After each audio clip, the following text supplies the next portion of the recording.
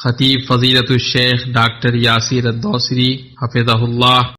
ہر طرح کی تعریف اللہ کے لیے ہے، جس کا کوئی ہمسر نہیں کہ اس کا مقابلہ کیا جا سکے، اس کا کوئی شریک نہیں جس کی خوشامد کی جا سکے، اس کا کوئی ہممثل نہیں جس کی برابری کی جا سکے۔ زمین کو سکون و راحت بنا کر پھیلایا، اس میں نہریں جاری کی، اس سے اناج اور پھل اگائے، رات کو تاریک بنایا اور دن کو روشن کیا، رسولوں کو مبعوث کیا اور اپنے دلائل کے مینارے نصب کیے، وہ رات و دن خفیہ اور اعلانیہ اللہ کی عبادت کی طرف بلاتے رہے۔ میں گواہی دیتا ہوں کہ اللہ کے علاوہ کوئی معبود نہیں، وہ یکتا ہے، اس کا کوئی شریک نہیں۔ ایسے شخص کی گواہی جو اللہ ہی کا بندہ بنا رہا، اپنے سامنے اسی کی مدد کو پایا، اسی کے وعید سے ڈرا اور اس کے وعدے کی امید کی۔ میں گواہی دیتا ہوں کہ محمد اس کے بندے اور رسول ہیں۔ اللہ نے آپ کو درست دین اور صراط مستقیم کے ساتھ جہانوں کے لیے رحمت، متقیوں کا امام اور تمام مخلوقوں کے لیے حجت بنا کر بھیجا۔ اللہ کا درود و سلام نازل ہو آپ پر، آپ کی آل پر، بیویوں پر اور آپ کے نیکوکار اور پاک باز اصحاب پر اور ان پر جو قیامت تک ان کی اچھی طرح سے پیروی کریں۔ اما بعد، میں آپ کو اور اپنے آپ کو اللہ کے تقوی کی وصیت کرتا ہوں۔ تقوی بہترین لباس اور توشہ ہے، اسی سے توفیق و درستگی اور ہدایت و راہ یابی ہے۔ اللہ کا فرمان ہے اور اپنے ساتھ زاد راہ لے لیا کرو، سب سے بہتر توشہ اللہ تعالیٰ کا تقوی ہے، اور اے عقل مندو مجھ سے ڈرتے رہا کرو۔ پھر جان لو اللہ پر رحم کرے، سب سے سچی بات اللہ تبارک تعالیٰ کی کتاب ہے، اور سب سے اچھا طریقہ محمد صلی اللہ علیہ وسلم کا طریقہ ہے۔ سب سے بری بات دین کے اندر نئی ایجادات ہیں، ہر نئی چیز بدعت ہے اور ہر بدعت گمراہی ہے۔ مومنو، اللہ تعالیٰ کی عبودیت اور رسول اللہ صلی اللہ علیہ وسلم کی پیروی کا مقام تمام مقامات میں سب سے عظیم اور بلند ہے، سب سے معزز اور بہترین مرتبہ ہے، سب سے گراں قدر اور رفعت والی منزلت ہے۔ اللہ تعالیٰ کا فرمان ہے، اور جو بھی اللہ اور اس کے رسول کی تابعداری کرے گا اس نے بڑی مراد پالی۔ رسولوں کی بعثت کی نعمت بھرپور نعمتوں، بلند مرتبوں اور سب سے عظیم شان والی نعمتوں میں سے ہے۔ ان پر ایمان لانے اور ان کے اتباع کرنے سے بندوں کو دنیا و آخرت کی خوشبختی اور کامیابی حاصل ہوتی ہے۔ دنیا و آخرت میں وہ اپنے رب کی رضامندی سے شاد کام ہوتے ہیں، تو یہی سب سے عظیم مطلوب اور سب سے بلند آرزو ہے۔ اللہ عز و جل کا فرمان ہے، جو بھی اللہ تعالیٰ کی، اس کے رسول کی فرما برداری کرے، خوف الہی رکھے اور اس کے عذابوں سے ڈرتے رہیں، وہی نجات پانے والے ہیں۔ مسلمانوں، اس مقدس و مبارک سرزمین میں اور اس کے پرانے ٹیلوں اور گھاٹیوں کے درمیان نور سے عظیم ترین قصہ لکھا گیا، جسے بنی نوع انسان نے جانا، جس کے لیے تاریخی پیمانے بدل گئے۔ یہ وہ قصہ ہے جس نے زمین کو آسمانوں سے ملا دیا اور دلوں کو مخلوقات کے رب سے جوڑ دیا۔ اس قصے نے انبیاء و مرسلین علیہم افضل التسلیم والصلوات کے کارواں کو جاری رکھا اور جہانوں کو حق کے نور سے روشن کر دیا، تاکہ لوگوں کو تاریکیوں سے نکالے۔ یہ ختم نبوت اور محمد صلی اللہ علیہ وسلم کی بعثت کا قصہ ہے۔ محمد رسول اللہ صلی اللہ علیہ وسلم، جن کے مقام کو اللہ نے بلند کیا، آپ کے معاملے کو عظیم بنایا،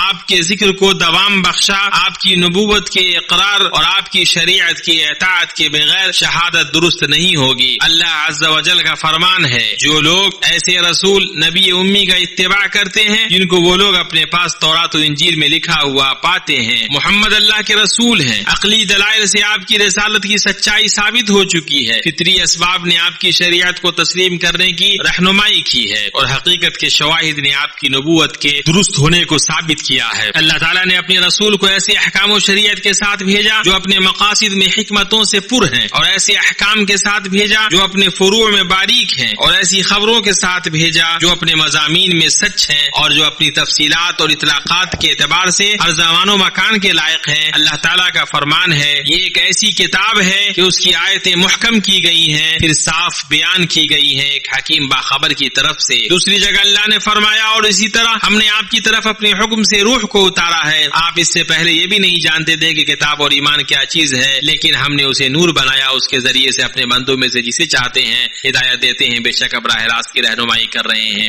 جو صراط مستقیم تک پہنچنا اور سیدھے راستے پر ثابت قدم رہنا چاہتا ہو، اس کو نبی نبی کریم صلی اللہ علیہ وسلم کی پیروی کرنی چاہیے. یہی اللہ تعالیٰ کا وہ راستہ ہے جسے اس نے اپنے رسولوں کی زبانی اپنے بندوں کے لیے قائم کیا ہے اور اسے اپنے تک پہنچنے کے لیے اپنے بندوں کا راستہ بنایا ہے. اس کے علاوہ ان کے لیے کوئی دوسرا راستہ نہیں ہے. اسی لیے بندے کی درستگی اور اس کی سعادت اللہ تعالیٰ کے اس قول کے مفعول کو پورا کرنے میں ہے کہ اے پروردگار ہم تیری ہی عبادت کرتے ہیں اور تجھی سے مدد مانگتے ہیں, ہم کو سیدھے رستے پر چلا. اور بندہ ایاک نعبد کو پورا کرنے والا نہیں ہوگا مگر دو عظیم ترین اصول کے ساتھ. پہلا عبودیت و بندگی کو اللہ تعالیٰ کے لیے خاص کرنا. حضرت عمر رضی اللہ عنہ سے مروی ہے کہ نبی صلی اللہ علیہ وسلم نے فرمایا عمل کا دار و مدار نیت پر ہے اور ہر شخص کے لیے وہی کچھ ہے جس کی اس نے نیت کی ہے. اس حدیث کو بخاری نے روایت کیا ہے. دوسرا, رسول صلی اللہ علیہ وسلم کی پیروی کی جائے, وہ اس طرح کہ جو آپ حکم دیں اس کی اطاعت کی جائے, جو آپ خبر دیں اس کی تصدیق کی جائے اور جس سے آپ منع کریں اور روکیں اس سے رک جایا جائے, اور اللہ تعالیٰ کے صرف اسی طریقے پر عبادت کی جائے جو آپ نے مقرر کیا. اللہ تعالیٰ کا فرمان ہے اور تمہیں جو کچھ رسول دے لے لو اور جس سے روکے رک جاؤ اور اللہ سے ڈرتے رہو. عائشہ رضی اللہ عنہا سے روایت ہے, وہ بیان کرتی ہیں کہ رسول اللہ صلی اللہ علیہ وسلم نے فرمایا جس نے ہمارے اس امر یعنی دین میں کوئی ایسا کام ایجاد کیا جو کہ اس میں نہیں وہ مردود ہے. اور یہ حدیث اسلام کے اصولوں میں سے عظیم ترین اصول ہے جو ظاہر میں اعمال کے لیے میزان کا درجہ رکھتی ہے, جس طرح عمل کا دار و مدار نیت پر ہے والی حدیث باطن میں اعمال کی میزان کا درجہ رکھتی ہے. اللہ کے بندو, اللہ کے دین میں پیروی کا عظیم مقام اور بڑا مرتبہ ہے. یہی رسولوں کی بعثت کی غرض و غایت ہے. اللہ تعالیٰ کا فرمان ہے ہم نے ہر رسول کو صرف اس لیے بھیجا کہ اللہ تعالیٰ کے حکم سے اس کی فرمانبرداری کی جائے اور انسان کے پیروی کے بقدر اس کا ایمان وزن کیا جائے گا اور اس کے مقام میں فرق ہوگا. اس لیے نبی صلی اللہ علیہ وسلم کی پیروی کو لازم پکڑنے پر اللہ تعالیٰ کا بہت سا حکم آیا ہے. بئی طور کہ اللہ تعالیٰ نے نبی صلی اللہ علیہ وسلم کے نام کو سب سے معزز کلمہ اور اسلام کے عظیم رکن میں اپنے نام سے جوڑا, اور یہ لا الہ الا اللہ اور محمد رسول اللہ کی گواہی ہے. اور اللہ تبارک تعالیٰ نے رسول صلی اللہ علیہ وسلم کی اطاعت کا 30 سے زائد جگہوں پر قرآن میں حکم دیا ہے, اور نبی صلی اللہ علیہ وسلم کی اطاعت کو اپنی اطاعت سے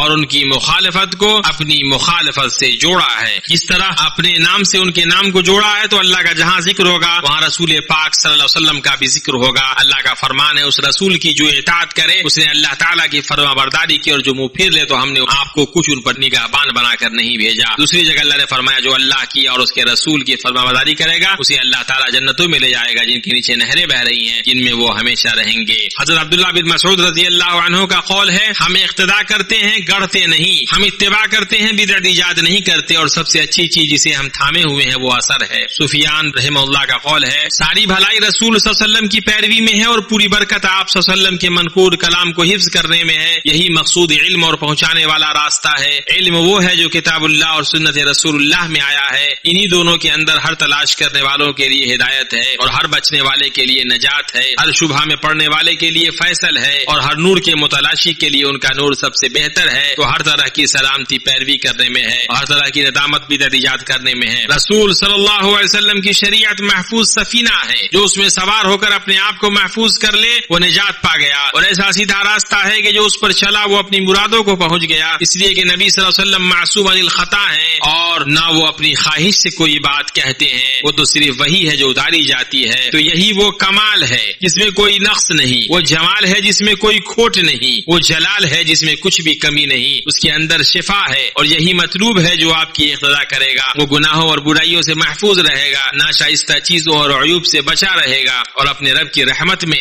اپنی آرزو اور امید کو حاصل کرے گا. اللہ تعالیٰ کا فرمان ہے یقیناً تمہارے رسول میں عمدہ نمونہ موجود ہے ہر اس شخص کے لیے جو اللہ تعالیٰ کی اور قیامت کے دن کی توقع رکھتا ہے, بکثرت اللہ تعالیٰ کی یاد کرتا ہے. اللہ کے بندو, اللہ تعالیٰ کی محبت کا تقاضا یہ ہے کہ اس کے رسول کی اطاعت کی جائے, اس کی پیروی کی جائے. حسن بصری فرماتے ہیں کچھ لوگوں کو لگا کہ وہ اللہ تعالیٰ سے محبت کرتے ہیں تو اللہ تعالیٰ نے انہیں اس آیت سے آزمایا کہ کہہ دیجئے اگر تم اللہ تعالیٰ سے محبت رکھتے ہو تو میری تابعداری کرو تو اللہ تعالیٰ تم سے محبت کرے گا اور تمہارے معاف فرما دے گا. تو کون سی شرط اس شرط سے زیادہ مضبوط اور قوی ہو سکتی ہے جبکہ اللہ تعالیٰ نے اپنے رسول کی پیروی کو لوگوں کی اللہ سے محبت اور اللہ کے لوگوں سے محبت کے لیے شرط قرار دیا ہے. تو ایسا ناممکن ہے کہ رسول اللہ صلی اللہ علیہ وسلم کی پیروی کے بغیر اللہ کے لیے ان کی محبت اور اللہ کی محبت ان کے لیے ثابت ہو. اور کون سی کرامت اس سے بلند ہو سکتی ہے جبکہ اللہ تعالیٰ نے نبی صلی اللہ علیہ وسلم کی پیروی میں محبت کو محصور کیا ہے اور اس پیروی کا بدلہ اللہ عز و جل کا اپنے بندے سے محبت کو قرار دیا ہے. اور کون سا راستہ اس سے زیادہ مفید ہو سکتا ہے جبکہ اللہ تعالیٰ نے نبی صلی اللہ علیہ وسلم کی اطاعت کو جنت میں داخل ہونے کا راستہ بنایا ہے. نبی صلی اللہ علیہ وسلم کا فرمان ہے ساری امت جنت میں جائے گی سوائے ان ان کے جنہوں نے جانے سے انکار کیا. صحابہ نے عرض کیا کہ یا رسول اللہ انکار کون کرے گا؟ فرمایا جو میری اطاعت کرے گا وہ جنت میں داخل ہوگا اور جو میری نافرمانی کرے گا اس نے جانے سے انکار کیا. اللہ تعالیٰ کی اس قول کہہ دیجیے اگر تم اللہ تعالیٰ سے محبت رکھتے ہو تو میری تابعداری کرو، خود اللہ تعالیٰ تم سے محبت کرے گا. میں غور و فکر کرنے والا پائے گا کہ اللہ تعالیٰ کی محبت کی وجوب، اس کی علامت، اس کے نتیجے اور ثمرات کو شامل ہے. تو محبت کی علامت دین کے اصول و فروع، اقوال و افعال اور تمام ظاہری و باطنی احوال میں رسول کی سچی پیروی ہے، اور اس کا نتیجہ اللہ تعالیٰ کی محبت کے دعویداری کی سچائی کا ثبوت ہے، اور اس کے ثمرات رب کائنات کی محبت کا حصول، گناہوں اور برائیوں سے مغفرت، بلندی درجات سے کامرانی، آسمان و زمین کے رب کی رحمت اور ہر طرح کی حالات اور انجام میں توفیق و درستگی کو پانا ہے. اللہ تعالیٰ کا فرمان ہے اور جو بھی اللہ تعالیٰ کی اور رسول کی فرمانبرداری کرے ان لوگوں کے ساتھ ہوگا جن پر اللہ تعالیٰ نے انعام کیا ہے، جیسے نبی اور صدیق اور شہید اور نیک لوگ، یہ بہترین رفیق ہیں. اللہ مجھے اور آپ کو اپنی کتاب کے طریقے اور اپنے نبی محمد صلی اللہ علیہ وسلم کی سنت سے فائدہ پہنچائے. میں اپنی یہ بات کہہ رہا ہوں اور اللہ سے اپنے لیے، آپ کے لیے اور باقی مسلمانوں کے لیے ہر گناہ و خطا کی مغفرت طلب کرتا ہوں. آپ بھی اس سے مغفرت طلب کریں، بے شک وہ بخشنے والا مہربان ہے.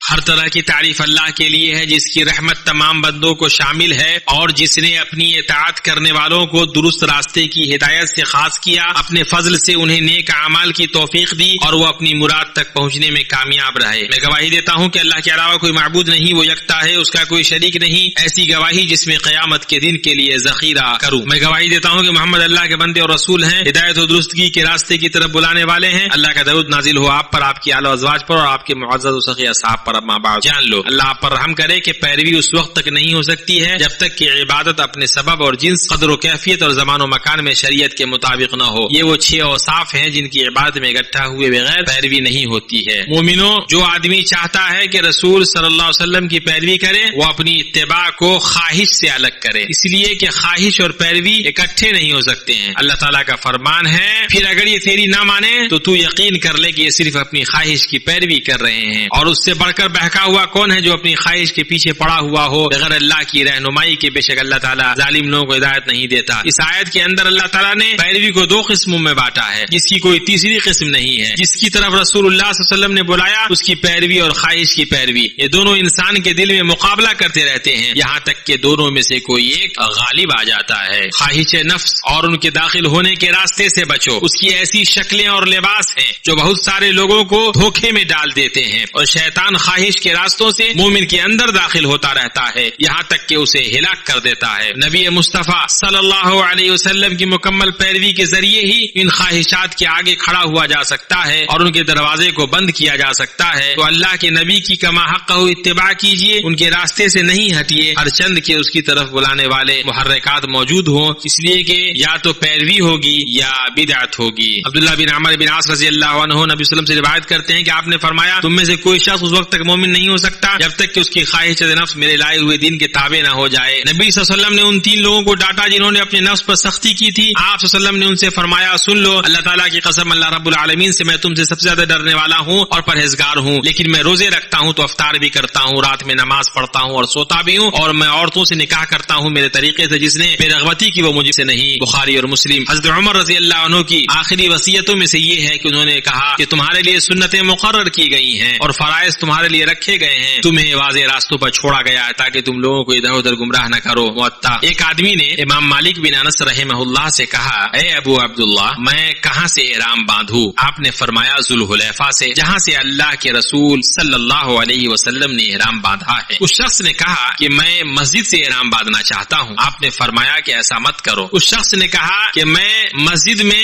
یعنی مسجد نبوی میں قبر کے پاس سے احرام باندھنا چاہتا ہوں. آپ نے فرمایا کہ ایسا مت کرو، مجھے ڈر ہے کہ تم فتنے میں پڑ جاؤ. اس نے کہا کہ اس میں کون سا فتنہ ہے؟ یہ تو چند میل ہے جو میں زیادہ کر رہا ہوں. آپ نے فرمایا کہ اس سے بڑھ کر کوئی فتنہ اور کیا ہو سکتا ہے کہ تم یہ سوچو کہ تم ایسی فضیلت حاصل کر رہے ہو جس سے رسول صلی اللہ علیہ وسلم قاصر رہے. میں تو اللہ تعالیٰ کو یہ کہتے ہوئے سن رہا ہوں کہ سنو، جو لوگ حکم رسول کی مخالفت کرتے ہیں انہیں ڈرتے رہنا چاہیے کہ کہیں ان پر کوئی زبردست آفت نہ پڑے یا انہیں دردناک عذاب نہ پہنچ جائے. اللہ کے بندو، اللہ کی واضح کتاب کو کو اور امت کے سلف صالحین کے فہم کے مطابق خاتم النبیین کی سنت کو مضبوطی سے تھام لو، تمہارا رب تم کو رسوا کن عذاب سے نجات دے گا اور تم کو اپنے متقی دوستوں کے ساتھ جنت میں داخل کرے گا۔ اتنی بات ہوئی اور درود و سلام پڑھیں اللہ کے بہتر رسول محمد بن عبداللہ پر۔ آپ کے رب نے آپ کو اپنی کتاب میں اس کا حکم دیا ہے، بے شک اللہ اور اس کے فرشتے اس نبی پر درود بھیجتے ہیں، ایمان والو تم بھی ان پر درود بھیجو اور خوب سلام بھی پڑھتے رہا کرو۔ اے اللہ تو درود و سلام اور برکت نازل فرما رسول امین پر، آپ کے نیک پاک باز اہل خانہ پر، آپ کی بیویوں امہات المومنین پر۔ اے اللہ تو راضی ہو جا چاروں خلفائے راشدین سے، تمام صحابہ کرام سے، تابعین سے اور تا قیامت تک ان لوگوں سے جو ان کی اچھی طرح پیروی کرے، اور ان کے ساتھ ہم سے اپنے عفو و جود اور احسان سے راضی ہو جا یا اکرم الاکرمین۔ اے اللہ اسلام اور مسلمانوں کو غلبہ عطا فرما، توحید کو مضبوطی سے تھامنے اور مدد غلبہ اور تائید کے ذریعے۔ اے عزیز و مجید، اے اللہ ہمارے لیے دین کو درست کر دے، ہمیں تقوی عطا فرما۔ اے اللہ ہمارے ملک کو اور امن ایمان اور سلامتی سے ڈھانپ لے، ہمارے اور مسلمانوں کے ملکوں کی ہر جگہ حفاظت فرما یا ارحم الراحمین۔ اے اللہ ہمارے